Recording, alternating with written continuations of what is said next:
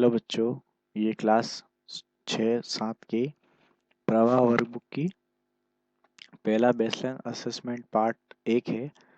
इसमें आपको अपना नाम लिखना है। आपका नाम जैसे कमला है तो कमला कुमारी पूरा लिखना है। फिर आपको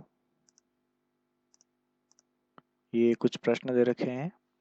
ये पहला प्रश्न है, select the correct option to complete the given sentence meaningfully.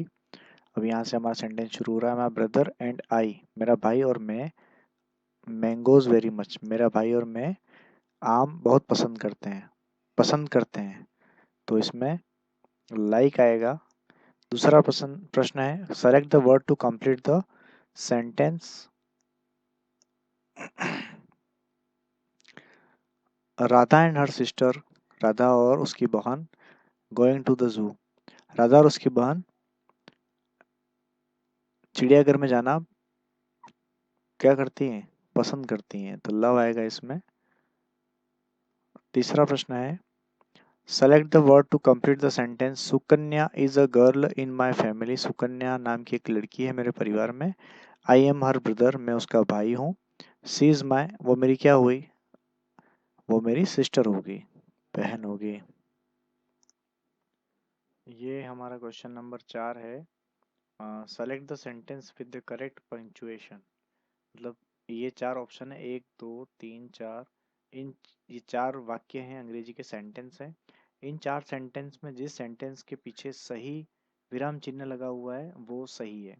अब ये चारों आपको दिखेंगे वाई वाई वाई वाई। इनका अर्थ, वाई का अर्थ होता है WHY का अर्थ होता है क्यों। क्यों से शुरू हो रहे हैं, सीधी सी बात है। अगर प्रश्न से शुरू हो रहा है कोई वाक्य तो वो एक प्रश्न है। और प्रश्न के अंत में अंग्रेजी में हमेशा क्वेश्चन मार्क आता है, ऐसा हिंदी में भी। तो ये सही है। फिर प्रश्न 5, select the word pair with the correct opposite centres. मतलब वो जोड़ा सेलेक्ट करना है जो विपरीत लिंग के साथ जमा हुआ है। जैसे टाइगर का टाइग्रेस होता है, लेकिन यहाँ लॉयनेस, टाइगर के साथ लॉयनेस लिखा है जो नहीं है। अंकल के साथ आंटी होता है, लेकिन यहाँ ग्रैंड मदर है जो नहीं, सही नहीं है। हैन के साथ कॉक होना चाहिए, हैन यानी मुर्गी, कॉक यानी मुर्गा, यहाँ पर सही नहीं है। नाइस और नेफ्यू, भतीजा और भतीजी, ये सही है। तो ये ऑप्शन है। छठा प्रश्न है, select the correct pair of opposite gender. ये भी वही है, इसमें भी अपोजिट जेंडर देखना है। फॉक्स का फॉक्स टाइगर नहीं होता है। बॉय का गर्ल होता है, गलत है ये। कॉक का हैन होता है, ये भी गलत है। मैन का वुमेन, ये सही है। अब question number 7, which word in the sentence below is an adjective. कौन सा शब्द विशेषण है। आपने विशेषण पढ़े होंगे, एडजेक्टिव पढ़े होंगे। तो गार्डन विशेषण नहीं है, फ्रूट फल नहीं है, गिव यानी देना ये भी विशेषण नहीं है, गिव तो वर्ब है। प्लेंटी संख्या को बता रहा है, adverb of numbers, adverb of numbers को बता रहा है, सॉरी एडवर्ब ऑफ क्वांटिटी को बता रहा है प्लेंटी, है ना। Question number 8, select the word that will complete the sentence. The cat is sitting, बिल्ली कहाँ बैठी है, बास्केट के ऊपर। तो ऊपर बैठने को ऑन आता है। इन का अर्थ होता है अंदर, ऑन का ऊपर, नियर का मतलब पास में, अंडर का मतलब नीचे। ऊपर बैठी हुई है तो यहाँ पर ऑन आएगा। इसके बाद है, fill in the blanks, blank with correct verb. Verb सही वर्ब लिखनी है, ये वाक्य लिखा हुआ है। सेंटेंस है, सेंटेंस में देखना है कि कौन से टेंस में है या कौन से काल की बात हो रही है, वर्तमान, भूतकाल या भविष्यकाल। इसमें देखा जाए तो मुकेश टू बीकानेर, बीकानेर एक जगह है, मुकेश एक व्यक्ति है, और यस्टरडे मतलब बीता हुआ कल। बीते हुए कल की बात है तो गॉन नहीं आएगा, विल गो नहीं आएगा, विल गो फ्यूचर के लिए आएगा। इज गोइंग जब जा रहा होगा, चलते हुए जा रहा है तो इज गोइंग आएगा, लेकिन कल गया था इसलिए वेंट आएगा। क्वेश्चन नंबर 10 में, Suresh complain to the teacher that, Suresh ने अपने अध्यापक से शिकायत की कि, क्या शिकायत की सुरेश ने अपने टीचर से कि his bicycle has been stolen. उसने, सुरेश ने कहा मेरी बाइसाइकिल, साइकिल चोरी हो गई है। सुरेश लड़का है, लड़के के लिए हिज आता है। अगर लड़की होती यहाँ पर कोई, सुरेश की जगह मान लीजिए सुरेखा होती, सुनंदा होती, सोनाक्षी होती, तो हर आता, लड़की के लिए हर आता, लड़की के लिए हिज आता है। क्वेश्चन नंबर 11 है हमारा, choose the correctly punctuated sentence. वो वाक्य चुनना है जो बिल्कुल ही सही तरह से विराम चिन्हों का प्रयोग किया गया। विराम चिन्ह कौन से होते हैं? एक तो कोमा होता है, एक फुल स्टॉप होता है, एक प्रश्नवाचक चिन्ह होता है, एक इन्वर्टेड कोमा होता है ऐसे। ठीक है, ये विराम चिन्ह कहलाते हैं। हिंदी में कोई बात खत्म होती है सीधा डंडा खड़ा होता है ये ऐसा, बिल्कुल सीधा। और अंग्रेजी में कोई बात खत्म, सेंटेंस खत्म होता है तो ऐसा गोल फुल स्टॉप लगता है, ये विराम चिन्ह कहलाते हैं। तो I went to buy pencils, मैं पेंसिल्स खरीदने गया, notebooks and erasers from the market.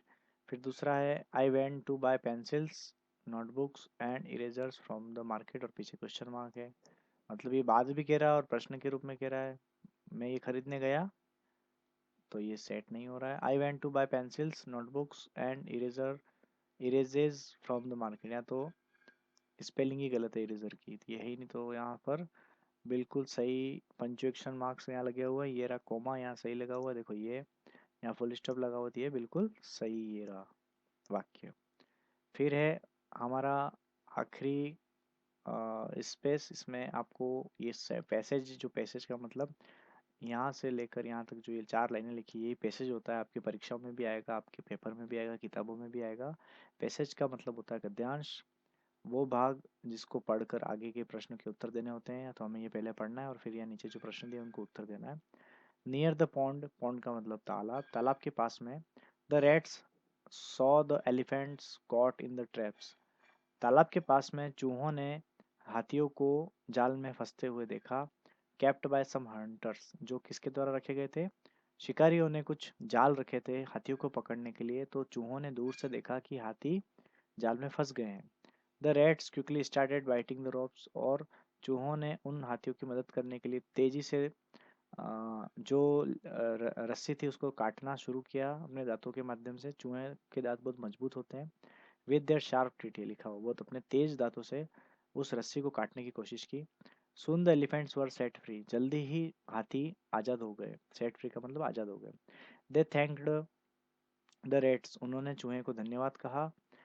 And also felt sorry for making fun of their small size, और एक तो हाथियों ने चूहों को धन्यवाद भी बोला और चूहों को कहा कि हमने तुम्हारी छोटी साइज की मजाक उड़ाई, उसके लिए हमें माफ़ करना। छोटे, कभी कभी तलवार की जगह सुई भी काम आती है, और जहाँ सुई की जरूरत होती है वहाँ तलवार काम नहीं आती है। 12 क्वेश्चन है। Where did the rat see the elephant, question ये कह रहा है वेयर मतलब कहाँ चूहों ने हाथियों को कहाँ देखा था, तो near the ponds. How did the rat set the elephants free, चूहों ने हाथियों को कैसे आजाद कराया? बाय हिटिंग द रोप्स, रस्सी को मार मार के। बाय हिटिंग द हंटर्स, शिकारियों को मार के। They did not set the elephant free, उन्होंने हाथियों को आजाद नहीं कराया। और एक ऑप्शन रह गया बाय बाइटिंग द रोप्स, तो इसका सही उत्तर है बाय बाइटिंग द रोप्स। हमने जो भी 12वां 13वां दो प्रश्न पढ़े, या आगे के दो प्रश्न और आने वाले हैं, चारों प्रश्न ही इस जो 3 लाइनें दे रखी है ना, 1 2 3 लाइन पूरी, इनमें से ही आए हैं प्रश्न। हमें शब्द ढूंढ के उसके उत्तर यहाँ से निकालना है। Which word describes the rates the best, चूहों को कौन सा शब्द बिल्कुल सही तरह से वर्णन करता है, उनके बारे में बात करता है। चूहे कैसे थे? एंग्री, गुस्से थे। सैड, दुखी थे। सेल्फिश, स्वार्थी थे, अपने फायदे की सोचते थे। या डी हेल्पफुल, मदद करने वाले थे। चूहे कैसे थे? मदद करने वाले। हेल्पफुल का मतलब मदद करने वाले।